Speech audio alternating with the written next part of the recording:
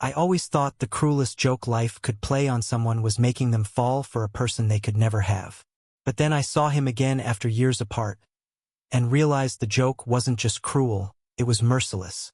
Because the boy I once loved in secret was now the man standing in front of me, looking at me with eyes that carried both recognition and distance. His name was Daniel Hayes, my first crush, my first heartbreak, and now, God help me, my doctor. The sterile scent of antiseptic lingered in the small exam room, and I could barely keep my hands from shaking as he looked down at my chart. I was 27, supposedly an adult with a life of my own, but in that moment I felt 13 again. Awkward, insecure, desperate for his attention. "Ethan Cole," he finally said, his voice lower, deeper, more controlled than the boy I remembered. "It's been a long time." I swallowed hard, forcing myself to breathe evenly. "Yeah, over a decade." I wanted to sound casual, but the weight of all those years pressed down on me. The years when I replayed every memory of us. Every shared joke, every accidental brush of his hand against mine, every moment I pretended not to be in love with him. And now here he was, Daniel, my childhood friend, the one who left without saying goodbye. The silence stretched between us, charged and awkward, until he finally cleared his throat and went back to his professional tone. "So, let's take a look at what brought you in today." If only he knew the truth. What brought me here wasn't just chest pains and insomnia.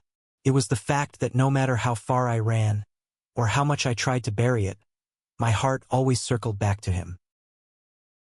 I grew up in a small town in Ohio, the kind of place where everyone knew your name and every mistake you made. Daniel lived 3 houses down from me, the golden boy everyone adored. He was smart, athletic, kind, everything I wasn't. And yet, for some inexplicable reason, he always made room for me. I wasn't popular. I was quiet, too bookish, too awkward. But Daniel made me feel seen. He'd sit with me during lunch when I had no one else. He'd defend me when kids made fun of me for being too soft. He'd ride his bike to my house just to drag me outside so I wouldn't spend the whole summer reading in my room. And all the while, I loved him in silence. I never told him. How could I? In a town like ours, being gay was something whispered about in disgust, something dangerous. And Daniel had the brightest future anyone could imagine. He was destined to leave, to become someone important.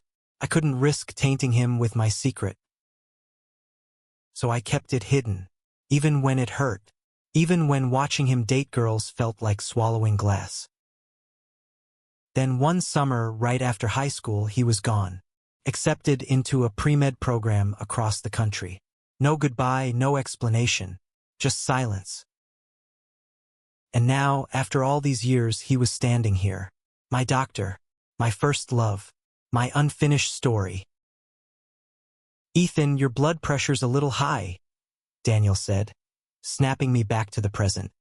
His brows furrowed, concern flickering across his face. "Have you been under stress lately?" I almost laughed. Under stress? Try being examined by the man who shattered your heart. Try sitting here, pretending you're not burning alive under his gaze. "Yeah," I said instead, forcing a shrug. "Work's been rough." It wasn't a complete lie. My job in advertising had been draining me dry. Long hours, endless revisions, constant competition. But that wasn't what kept me awake at night. It was the ghosts of the past, the memories I couldn't outrun. Daniel scribbled something on his notepad, then glanced up at me, and for a split second, just a heartbeat, I saw it. Something in his eyes. Recognition, nostalgia, maybe even regret. But just as quickly, it was gone. "I'll order some tests," he said briskly. "Rule out anything serious." I nodded, unable to speak past the lump in my throat. That night, lying awake in my apartment, I couldn't stop replaying the way he looked at me. It wasn't just clinical. It wasn't just detached professionalism. There was something else, something I couldn't name. But I was afraid to hope. Hope had always been dangerous when it came to Daniel. The next week, I returned for follow-up tests.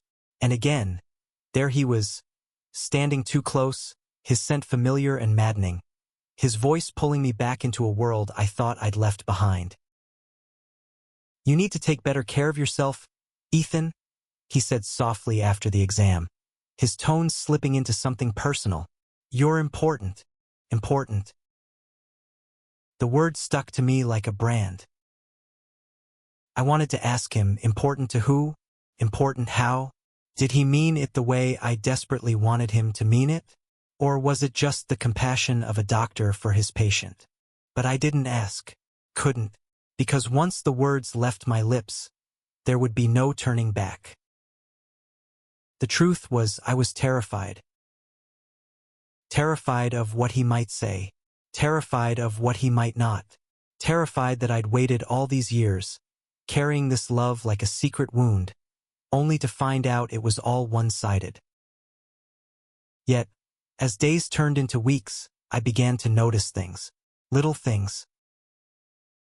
The way his eyes lingered on me longer than necessary. The way his voice softened when he spoke my name. The way he asked about my life. Not just casually, but with genuine curiosity, as if he wanted to piece together all the years we'd lost.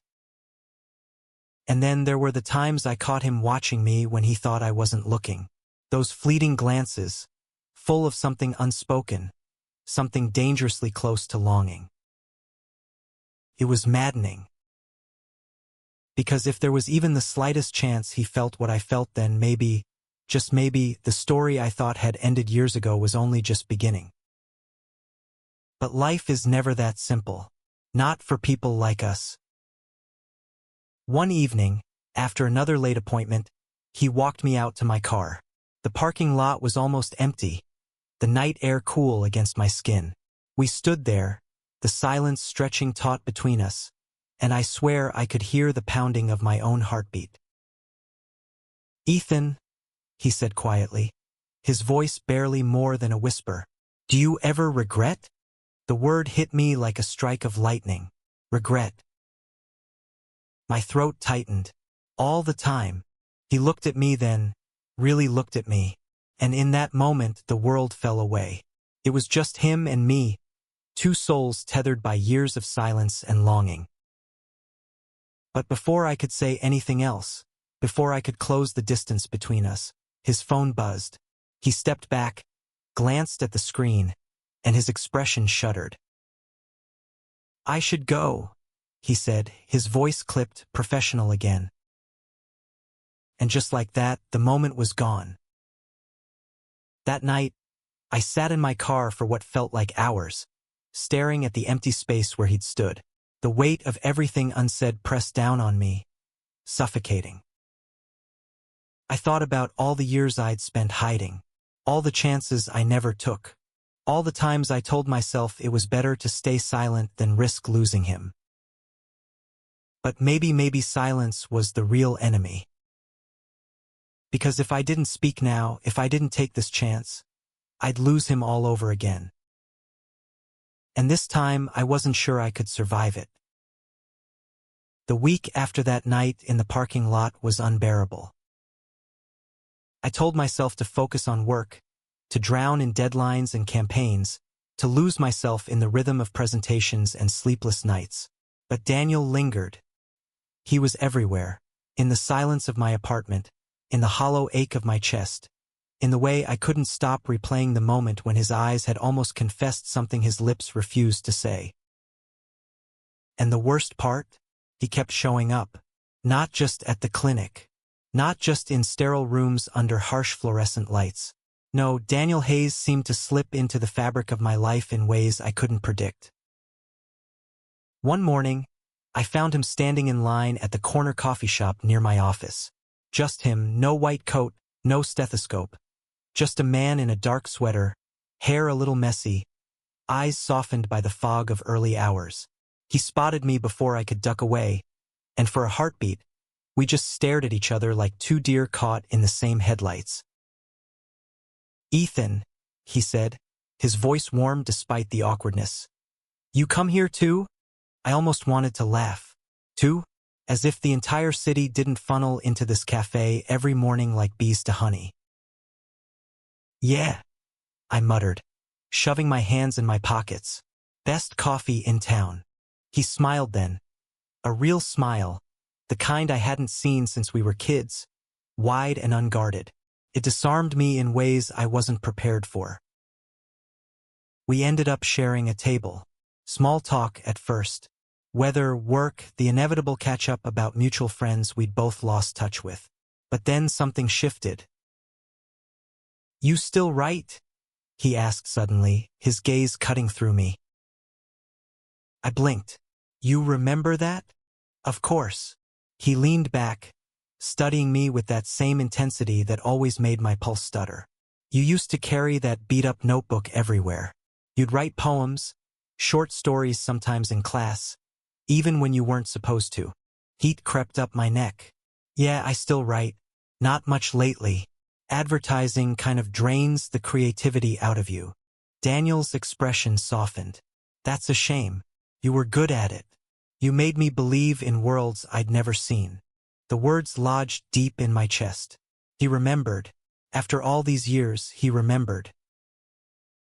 And in that moment, I realized something dangerous. I wasn't the only one haunted by the past. The days that followed felt like a dance neither of us knew the steps to. He'd linger longer than necessary during appointments. I'd catch him watching me, his eyes betraying emotions his mouth never voiced. And I was a mess, swinging between hope and fear like a pendulum. One evening, after a particularly long session of tests and follow-ups, I found myself blurting out the question that had been clawing at me for weeks. Why did you leave like that? Daniel froze, his hand tightening around the pen he was holding. Leave? After high school? My voice cracked, but I pushed through. One day you were there and the next you were gone. No goodbye, no explanation, just gone. He looked at me then, eyes heavy with something I couldn't name. Regret, guilt, maybe both. I had to, he said quietly. It was complicated. Complicated? I repeated bitterly. That's not an answer. Silence stretched between us, thick and suffocating. He set the pen down and rubbed the bridge of his nose, like the weight of the past was pressing too hard on him. You wouldn't have understood back then, he finally said. Try me now. His jaw clenched. For a moment, I thought he would stay silent forever. But then, slowly, painfully, he spoke. My dad found out. I frowned. Found out what? Daniel's eyes met mine, and the truth hit me before he even said it. That I liked boys. The air left my lungs in a rush. He caught me one night, Daniel continued, his voice low, raw. I wasn't with anyone, just looking at something online.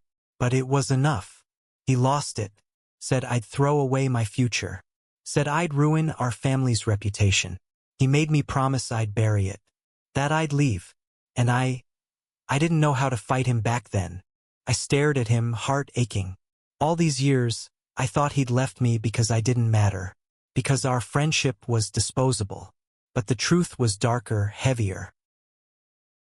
You left to survive, I whispered. Daniel's lips trembled, just slightly. Yeah. And in that moment, all the anger I'd carried for years cracked under the weight of his confession. Because I knew what it was like to hide, to suffocate under the weight of a truth you couldn't voice, to wonder if loving the wrong person would destroy you. And maybe, just maybe, that meant he knew too. We didn't talk about it again right away. Instead, it hung between us like a fragile glass thread, threatening to shatter if either of us touched it. But something had shifted.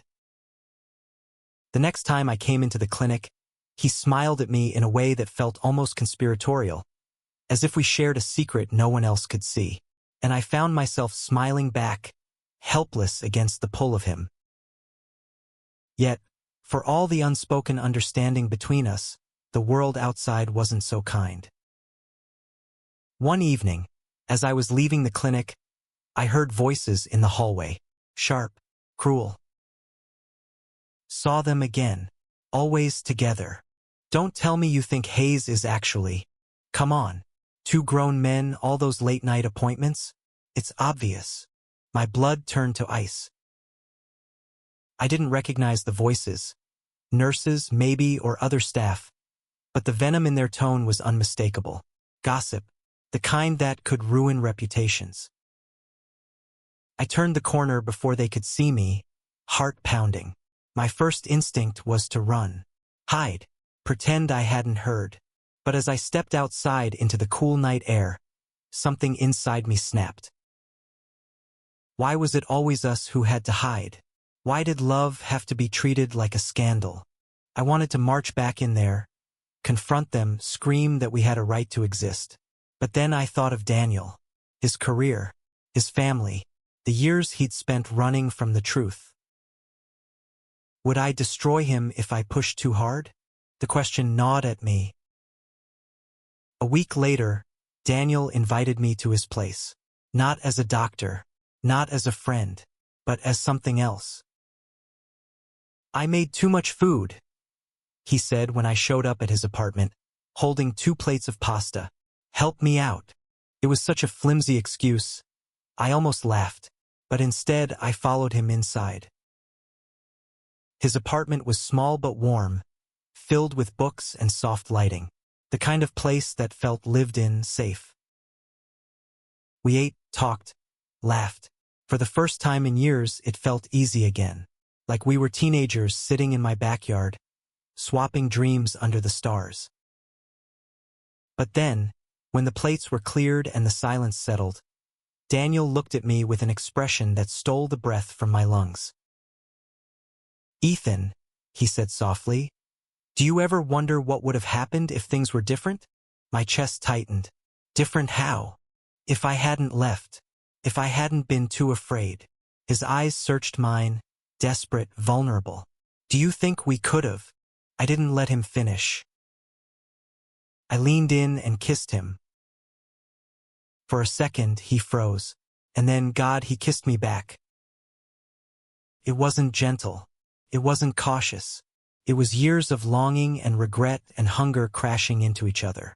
His hands fisted in my shirt, pulling me closer, and I melted into him like I'd been waiting for this all my life. Because I had. When we finally broke apart, gasping for breath, I rested my forehead against his. "We still can," I whispered.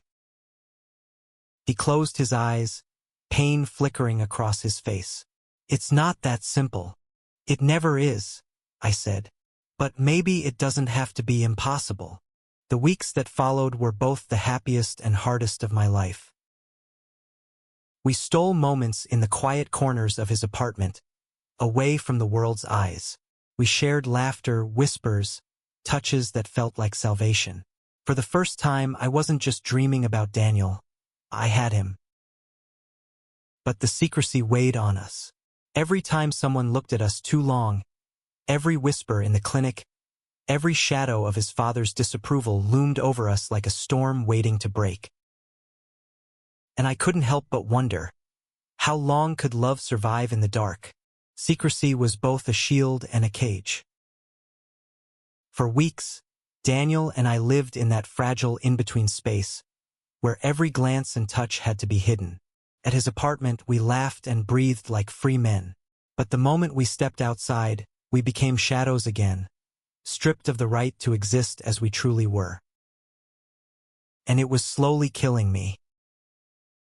One evening, I found myself pacing my apartment, hands trembling as I stared at my phone. I'd just seen a post online, some local gossip forum, the kind where anonymity made people bold and cruel. The headline seared into me like fire. Is Dr. Hayes too close to one of his patients? There were no names, no proof, just speculation.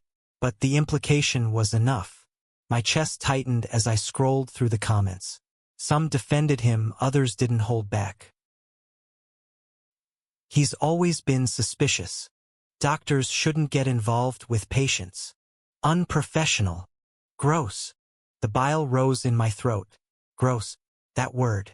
That ugly, venomous word I'd been running from my entire life. I wanted to call Daniel to warn him, but I froze. What if he already knew? What if this was the moment that broke him? My phone buzzed before I could decide. His name lit up the screen. "Ethan," he said when I answered, his voice tight. "Did you see it?" "Yes." Silence crackled between us. "I'm sorry," I whispered. He let out a bitter laugh. "Why are you apologizing? You didn't write it. I should have been more careful. Stop." His voice softened, but it was heavy with exhaustion. "Don't take the blame for this. It was only a matter of time. People love tearing others down." The defeat in his tone twisted something deep in me. "What are we going to do?" He sighed. "For now, nothing. Ignore it. It'll blow over." But I knew him too well. I heard the fear he tried to bury. Days turned into a haze of paranoia. At work, I jumped every time my phone buzzed. At the clinic, I caught the way nurses exchanged glances, the way conversations hushed when Daniel walked into the room. It wasn't just paranoia. They were watching, judging. One evening, as I left the clinic, a man followed me to the parking lot. He was older, stocky, his expression twisted with something ugly. "You think you're special?" he sneered. "Messing around with him? You're gonna ruin him, you know that? He's got a career, a reputation. And you! Back off!" I snapped, though my voice shook. He stepped closer, close enough that I could smell the stale beer on his breath. "You think people won't find out? This town eats people like you alive." For a second, fear rooted me to the ground. But then, something in me snapped. Years of hiding, of shame, of silence burned into anger. "Then let it eat me," I said through clenched teeth. "But don't you dare talk about him like that." His eyes narrowed, but before he could say anything else, a voice cut through the night. "Is there a problem here? Daniel." He stood a few feet away, his posture calm but his eyes blazing. The man muttered something under his breath and stormed off. I exhaled shakily, my whole body trembling. Daniel's hands were on me in an instant, steady, grounding. "Are you okay?" I nodded, though tears burned in my eyes. He was right, though. They'll destroy you if they find out. Daniel's jaw tightened.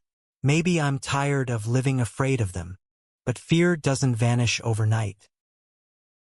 The next week, Daniel's father showed up.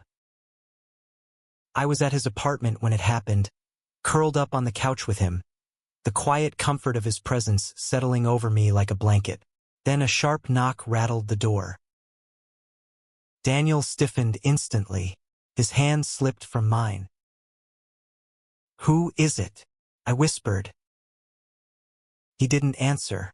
He just stood, walked to the door, and opened it. A tall man with graying hair and a rigid posture stood there, Mr. Hayes. I recognized him immediately, the kind of man who commanded a room, who expected the world to bend under his rules. "Dad," Daniel said flatly. "Daniel," his father replied, his tone clipped. His gaze flicked past him and landed on me. "So it's true." My stomach dropped. "Leave him out of this," Daniel said, stepping forward, blocking his father's view of me. "Do you have any idea what people are saying? What this could do to you? To us? I don't care." "Yes, you do," his father snapped. "You've worked too hard for this, and now you're going to throw it all away." For him, the venom in his tone when he said him made me flinch. Daniel's fists clenched at his sides. "I won't apologize for who I am." His father's expression hardened. Then you're no son of mine. The words hung in the air like a blade. I wanted to step in to defend him, but my throat closed. Because what could I possibly say to a man who saw me as nothing more than a mistake? Daniel's voice shook, but his eyes burned with fire. Then maybe I never was. His father turned, slammed the door behind him, and left us in silence. I stared at Daniel, heartbreaking. Daniel! He collapsed onto the couch, burying his face in his hands. For the first time since I'd known him, he looked small. I sat beside him, hesitated, then wrapped my arms around him. And for a long time we just sat there, two boys who'd grown into men, still fighting battles that never seemed to end. The fallout came fast. Whispers at the clinic turned into pointed stares. Appointments were canceled. One morning, I walked in to find a flyer taped to the front door. Protect your families. Don't trust Dr. Hayes. The paper shook in my hands as I ripped it down. Rage boiled in me, but beneath it was fear. This wasn't just gossip anymore. This was an attack. When I stormed into his office, Daniel looked up, eyes tired. Don't, he said quietly. Don't what? I demanded. Don't fight for you? For us? You can't just let them. Ethan. His voice was firm now, steady. If we fight back the wrong way, we lose everything. I lose my license, my career. You lose your privacy. They'll dig up every piece of our lives and twist it. I sank into the chair across from him, my anger collapsing into helplessness. So what do we do? He leaned back, staring at the ceiling. We wait. We survive. But the truth was clear in his eyes. He was breaking. And I didn't know how to stop it. A storm rolled in that night. Rain hammered against my windows as I sat alone, staring at the ceiling. My chest ached, not from the stress or the insomnia, but from the thought that maybe we weren't strong enough to withstand this. And then my phone buzzed, a text from Daniel. I can't keep doing this. Come over. My heart dropped. Was this the end, or the beginning of something else? I grabbed my coat and ran into the night. His apartment was dim, the only light coming from the lamp by the couch. Daniel sat there, his head in his hands, a bottle of whiskey half empty on the table. Daniel, I whispered, stepping inside. He looked up, eyes red. I'm sorry. For what? For dragging you into this. For making you the target of their hate. For being too weak to protect you. I crossed the room in 2 steps and cupped his face in my hands. Don't you dare call yourself weak. You've been carrying this weight your whole life. You've survived things I can't even imagine. That's not weakness. That's strength. Tears spilled down his cheeks. I don't know how much more I can take. Then let me carry some of it, I said fiercely. You don't have to do this alone anymore. Not with me. He searched my face, like he was trying to believe me, like he wanted to. And then, with a broken sob, he pulled me into his arms. For the first time, it felt like we weren't just 2 men caught in a storm. We were shelter for each other. The night Daniel broke down in my arms was the moment everything shifted. Until then, we had been surviving, barely keeping our heads above water as whispers turned into storms. But survival wasn't enough anymore. Not for him. Not for me. And maybe not for us. When dawn crept through the blinds, pale and fragile, I found him still awake beside me. His eyes were swollen from tears, but there was something else in them now, a spark, a quiet, dangerous determination. I'm tired of hiding, he whispered, voice raw. My heart stuttered. What do you mean? I mean, he turned to face me, his hand finding mine. If we keep living like this, half-truths, stolen moments, then what's the point? They'll hate us whether we hide or not. So maybe he swallowed hard. Maybe it's time we stop pretending. I stared at him, torn between fear and awe. Daniel, are you sure? Once we do this, there's no going back. He squeezed my hand. I've been going back my whole life. Running, hiding, letting fear dictate every choice I make. But then you came back, and I realized I don't want to lose you again. Tears blurred my vision, but I forced a shaky smile. Then let's not. We didn't plan some grand announcement. We weren't reckless. But the next time we went out together, we didn't hide. It was a Saturday afternoon at the town farmer's market, the kind of place where everyone showed up, where gossip spread faster than wildfire. Daniel walked beside me, his hand brushing mine, and for once, instead of pulling away, he laced his fingers through mine.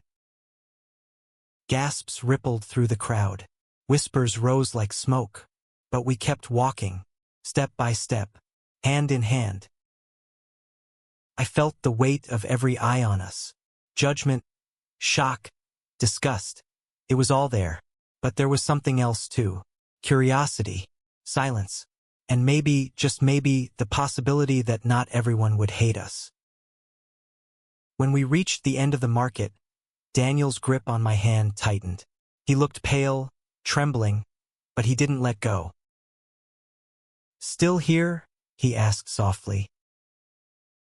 "Always," I whispered. And somehow that was enough. The backlash came, of course. More patients canceled. The clinic board called Daniel in for a meeting. I braced myself for the worst, for them to strip him of everything he'd worked for. But when he walked out of that meeting, his shoulders were squared, his eyes steady. "They can't fire me," he said simply. "Not for this. Not legally." Relief crashed through me so hard I almost cried.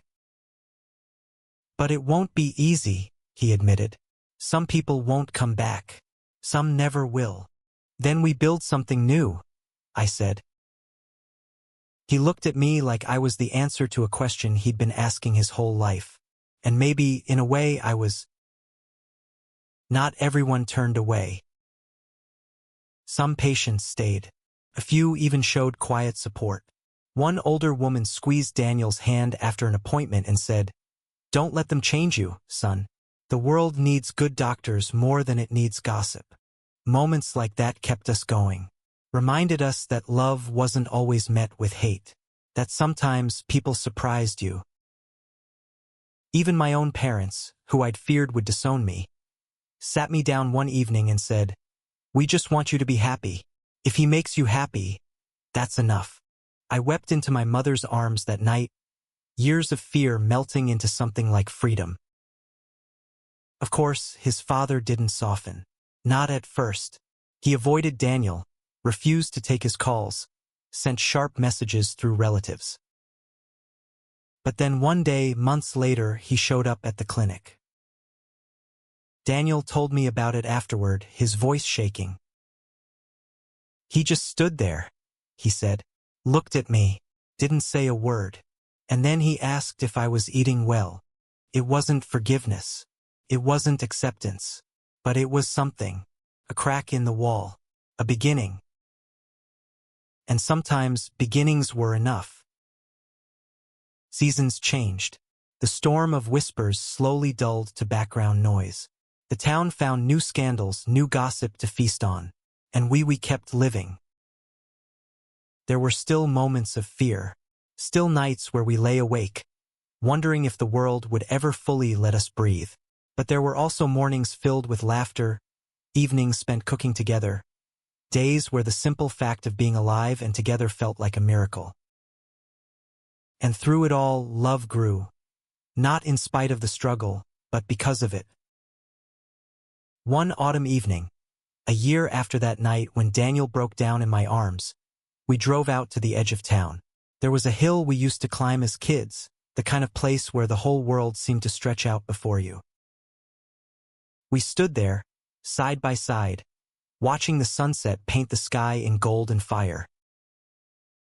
"I used to stand here when we were kids," I said softly. "I'd imagine the future. I always wondered what it would look like. who I'd be with. Daniel glanced at me, his eyes soft. Was it me?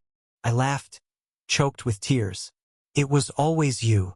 He took my hand then, his thumb brushing across my skin. I don't know what the future holds, he admitted. I don't know if the world will ever be kind enough. But I do know this. I want it with you. My heart swelled so full it hurt. Then you've got it. And as the sun dipped below the horizon, he kissed me. Not with fear, not with secrecy, but with the quiet, steady certainty of a man who had finally stopped running. Life didn't turn into a fairy tale after that. There were still whispers, still disapproving looks, still moments when fear crawled back into our chests. But there was also love.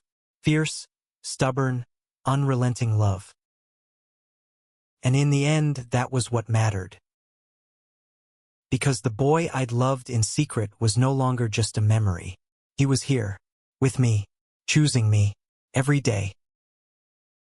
And for the first time in my life, I believed we were enough.